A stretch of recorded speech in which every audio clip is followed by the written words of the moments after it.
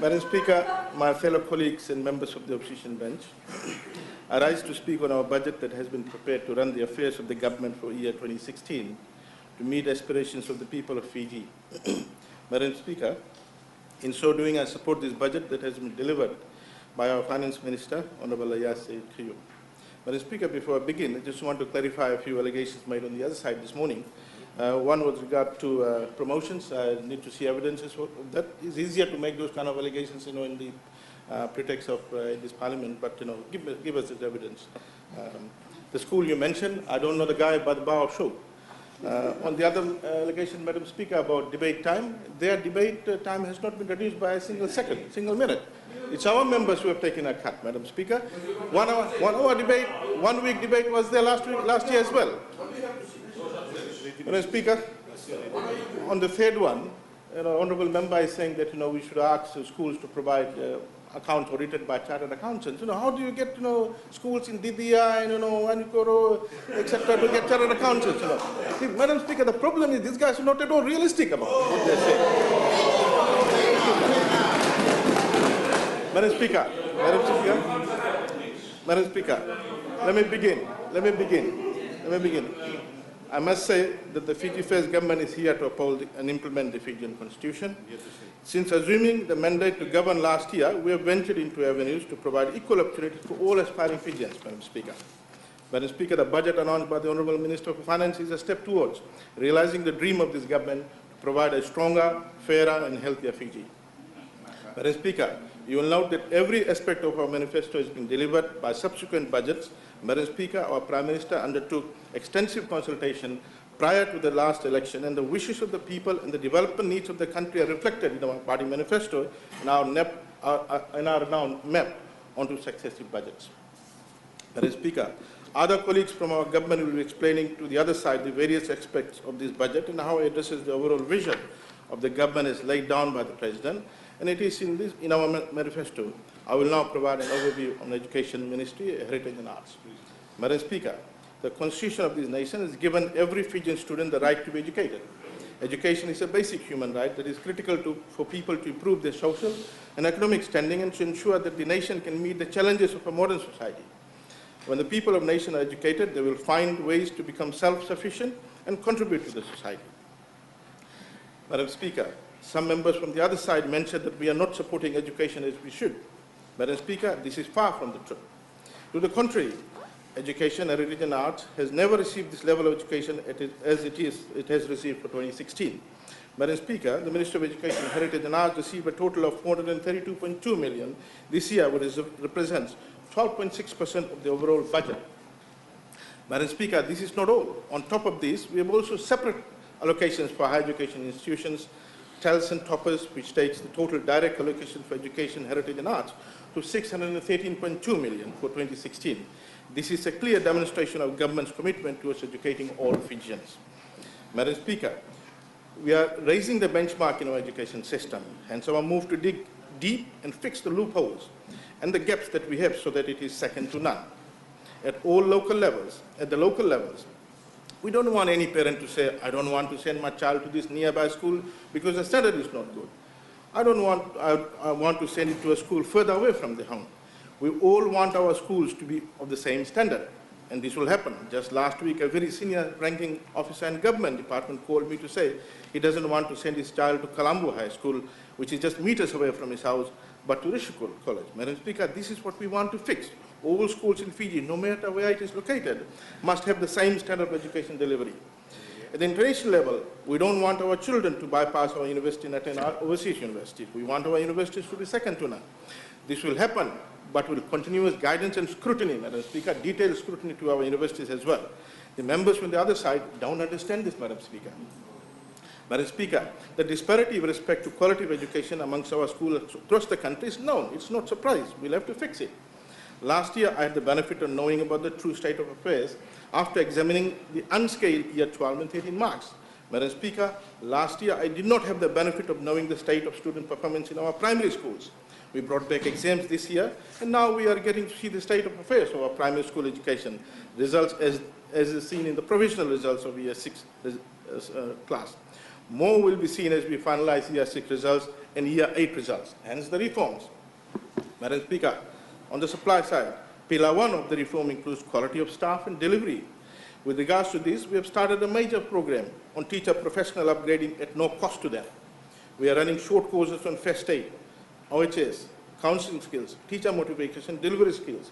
Of course, not all teachers have been through these trainings, as we have close to 10,000 teachers. Hence, it will take time, at least 3 years, to complete the work. Madam Speaker, as alluded to earlier on, we have 457 primary schools with less than 8 teachers, implying that one teacher teaches 2 different classes simultaneously. Madam Speaker, there are schools where one teacher is teaching 3 classes simultaneously. In these circumstances, quality of delivery will be seriously affected. Madam Speaker, the Honourable Minister of Finance has allocated 6.87 million to recruit 350 additional teachers next year. 250 of these will be primary teachers who will be deployed to schools with less than 8 teachers, hence a direct solution to reducing student-teacher ratio and raising quality of classroom delivery. After a year's real classroom teaching, the current diploma holder's salary will now be raised to 16,610, and the degree holder's salary will be raised to $23,411 for those with teacher training qualification. Madam Speaker, further on this reform, up till now, we did not have a separate allocation for rural service teachers. It is for this reason that our Seg 1 budget used to be busted. We now have a separate allocation of 7.9 million to not only meet this obligation, but also increase the rural service allocation for remote locations as announced by the Minister of Finance. Madam Speaker, this will allow us to encourage teachers to take up teaching positions in remote locations. Madam Speaker, we also have raised the per capita grant to students studying in special needs schools so that they are better looked after. Their allocation has been doubled, along with additional special needs grant to special schools to purchase certain special equipment. Madam Speaker, special education is associated with creation and provision of meaningful, relevant and individually prescribed learning programs to any child who may possess special need as a result of a disabling condition that the child may have. This is the first time ever that any government in Fiji's history has recognized this with financial support backing, Madam Speaker. Madam Speaker, you would also recall our Pillar 2 of the reform with regard to review of curriculum and improvising of literacy programs. Madam Speaker, I'm happy to note that despite numerous challenges, we have done remarkably well. With discontinuation of scaling and reintroduction of exams, we are now getting a true picture of the state of student performance and where gaps are. We will use this information to further fine-tune our strategies to deal with these gaps. The results of this cannot be delivered overnight. It will take time because these students who have not been adequately prepared are now progressing to upper classes. Madam Speaker, we're examining both the content and delivery. We're examining our curriculum to ensure that it is benchmarked to countries that have very strong primary and secondary education systems.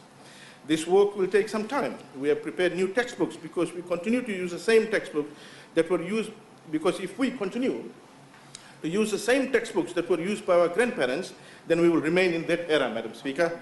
We need to recognize that times have changed, knowledge base has changed, and we need new resource materials to educate our children. Madam Speaker, the budget has new allocations to enable us to do this. Madam Speaker, you may recall that our Prime Minister had launched a framework for digital literacy to be rolled out in our school system from next year. A grant of 2 million has been allocated for this. Madam Speaker, this is digital aid. Our children need not only to acquire digital skills, but also use and explore enormous information out there in the IT platform to enhance and broaden their knowledge base. Digital literacy will also allow us to develop and introduce various apps for broader knowledge, broader education, such as health and wellness education. Madam Speaker, an allocation of 2 million has been provided to roll out this initiative. This will be done in collaboration with world's leading IT giants like Microsoft and Intel.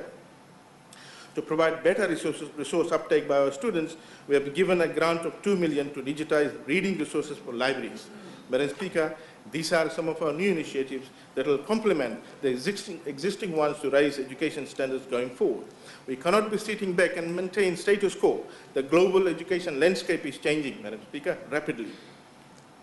Madam Speaker, on Pillar 3 of the reforms, you may have noted the Ministry's effort to ensure we improve quality of infrastructure in interior and remote schools. Madam Speaker, this work will continue for the next 3 years.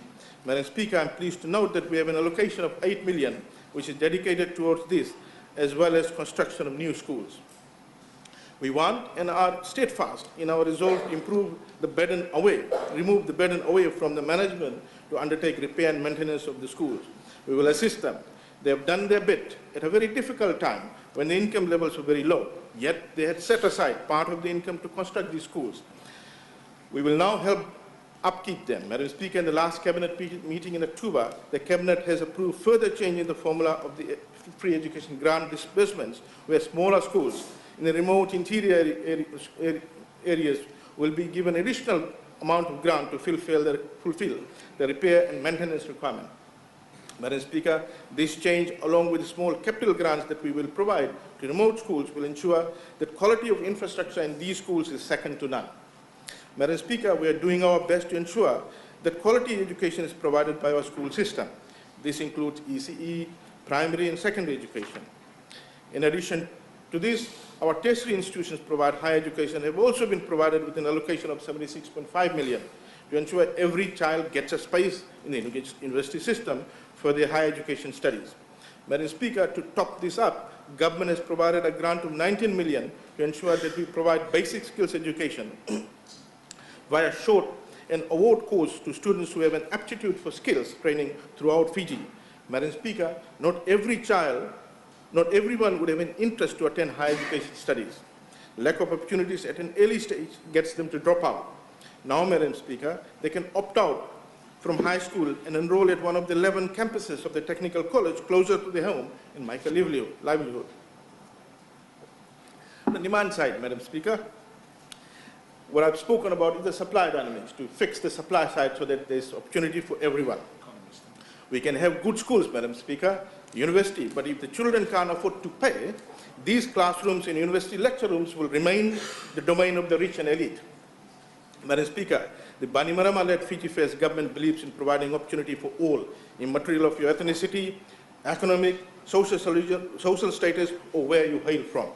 Madam Speaker, it is for this reason that this government has made it free for anyone wanting to study from ECE right up to university for their first degree studies. Madam Speaker, ordinary Fijians also have dreams to send their child to university to become doctors, engineers, or pilots.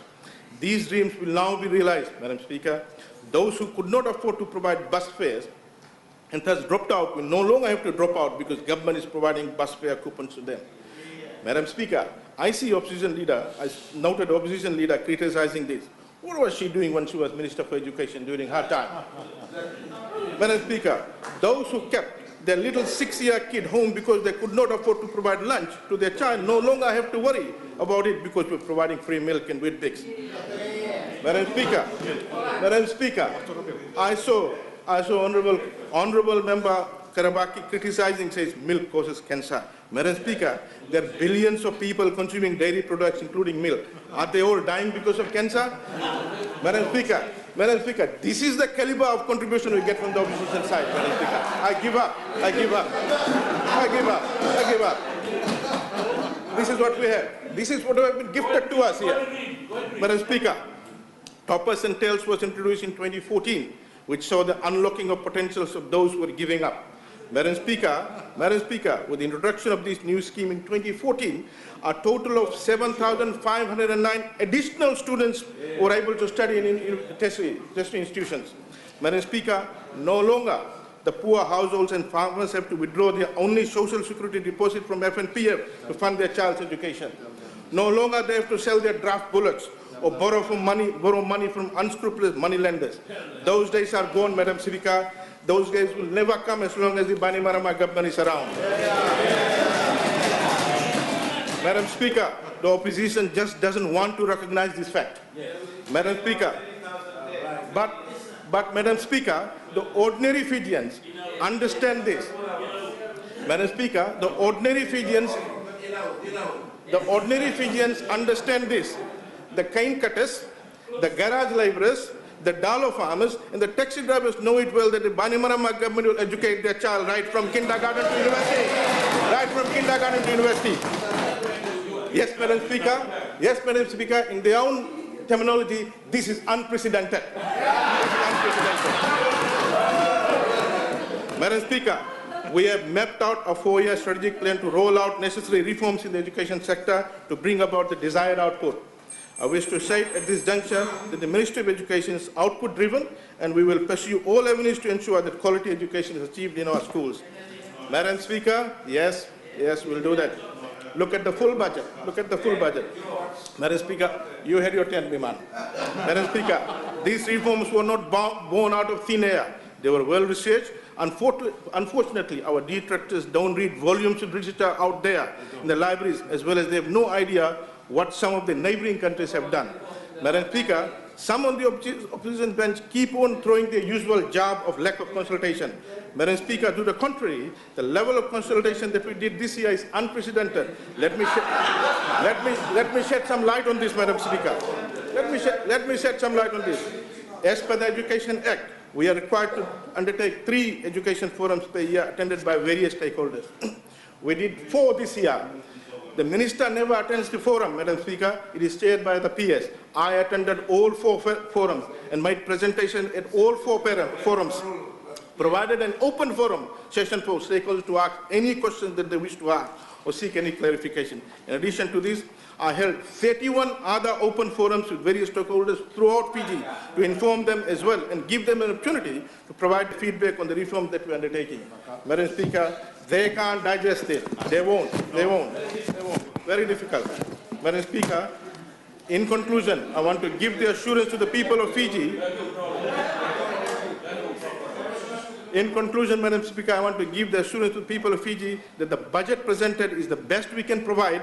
Madam Speaker, this budget is not our budget. It's people's budget. We consulted them, they asked for it, and here it is. The budget has been specially designed to assist ordinary Fijians to seize opportunities that will develop them as individuals and their families. Madam Speaker, I now join our acting PM and Minister of Finance and other members of our government and the silent members on the other side in commending this budget, to House and to the people of Fiji. Thank you.